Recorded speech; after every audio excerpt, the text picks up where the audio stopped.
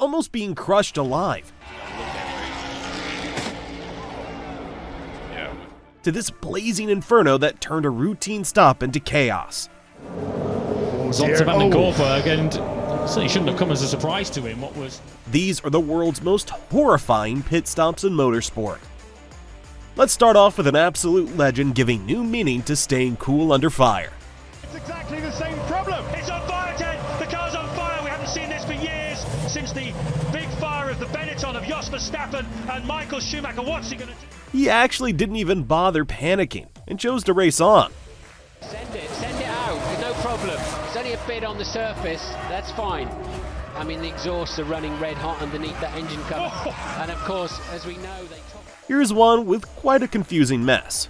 They start coming on pit road and they just all got stacked up right there. One driver had to slow up because of a guy turning into his pits, and then they just all stacked up. This crew member will be thanking God he wore his helmet today. Different track, but just as lucky. This crew member also felt quite some heat. Other of those teams. Now, he almost clipped the team member as he came in. It was the... Speaking of heat, watch Verstappen make it literal.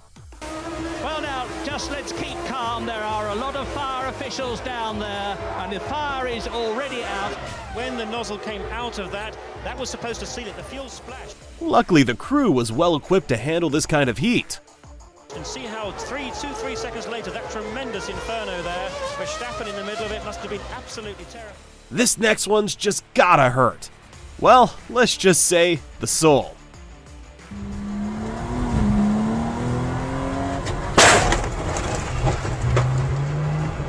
You've got to change 4 tires, by the way. You don't refuel, but you must change tires.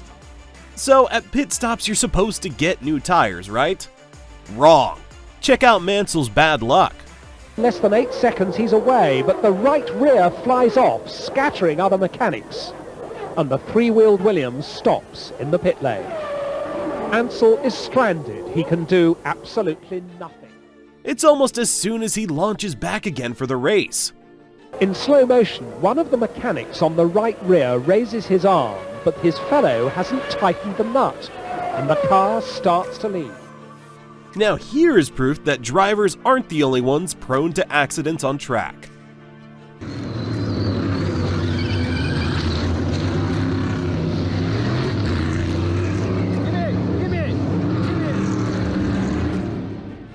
The crew member's agility saved him from quite an agonizing couple of months.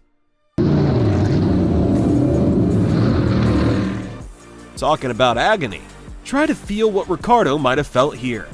The tyres aren't ready. Ricciardo is sat there waiting. Did he make the call? Did the team make the call? Whoever made the call, the tyres weren't ready. Super soft tyres going on. That's already almost double the time it usually takes, and it gets even sadder. Going on. Hamilton now makes his way around Anthony Nose, the final corner. Here comes the Mercedes of Lewis Hamilton. Ricciardo on the inside. Hamilton takes the lead. That's right, lost the lead in a matter of seconds. Here's one that hurt more than the racer's progress coming into the pit lane. Whoa, this doesn't look good. And that can't be comfortable. No, but it was a good athletic move to keep himself from getting hurt. And then there are those that mess it up on their way out of the pit lane. Trying to get out of his pit stall. Bench with the 43 of Allmendinger. There's the first close call. Coming out around the Allmendinger car. But at least it wasn't out of control like this one.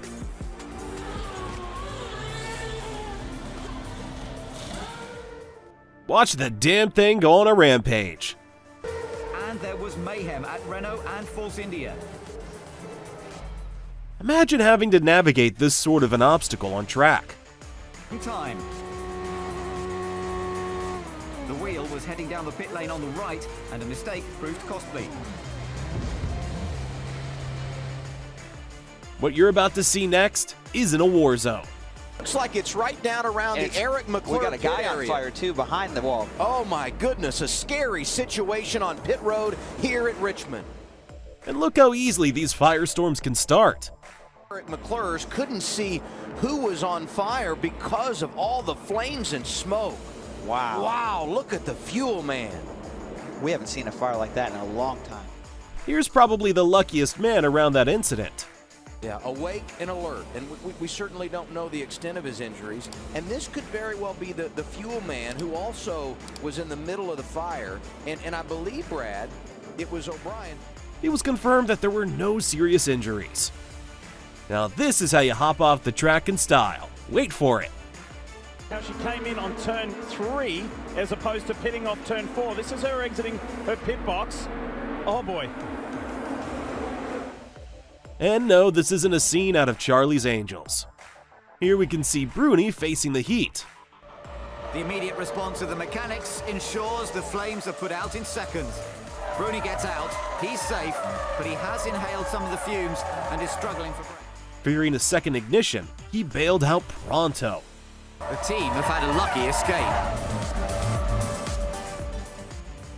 Seriously quick thinking. Talking about quick, see if you can figure this out. Other of those teams, now, actually, he almost clipped the team member as he came in. That's right, you gotta watch that twice to wrap your head around it. Now this seems like a regular refuel, but wait for it. Was the only problem. He had a tire going down. They have not raised the hood whatsoever. Looking beneath the car is Dale Inman, and a fire breaks out in the pit. Nothing regular about it. Now that's something you don't often see in NASCAR. One crewman runs away from this. Now the extinguisher bottles go down onto the gasoline, spilled over the rear of the car. If you watch closely, you'll realize one of the pit crew caught on fire and ran into the crowd before teammates could control the situation. Speaking of, somebody's gotta get these tires under control. The pit lane, last car out of its box will It's the Aston Martin, the Heart of Racing Aston Martin picked up. I mean, what is this, Super Auto football? It hit the outside pit wall, but there's no catch fencing there, so it could have easily gone onto the track. Now we're under full course yellow at the moment, but if that had been, there were cars going back. Next up, you gotta see it to believe it. Oh, we got the fuel hose on. Kovalainen's car. Oh, there was fire in the pit lane as well. Kovalainen's car, he was trying to leave too quickly. They get ahead of Raikkonen. Fuel spraying all over and all over. Wait, is that what on-track arson would look like? Too quickly they get ahead of Raikkonen. Fuel spraying all over and all over Kimi Raikkonen as well, into his face, into the car. Now here's your guide to self-sabotage by Lanone.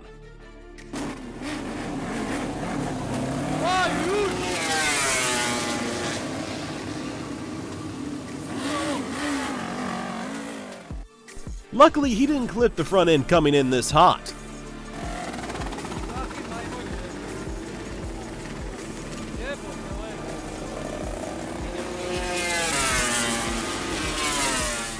That absolute disorientation with a blend of adrenaline.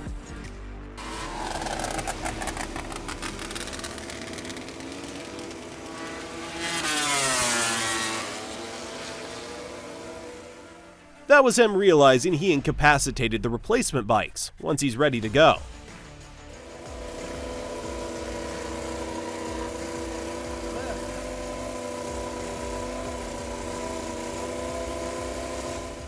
That's him riding off almost a minute more than what should have been a 2-second swap.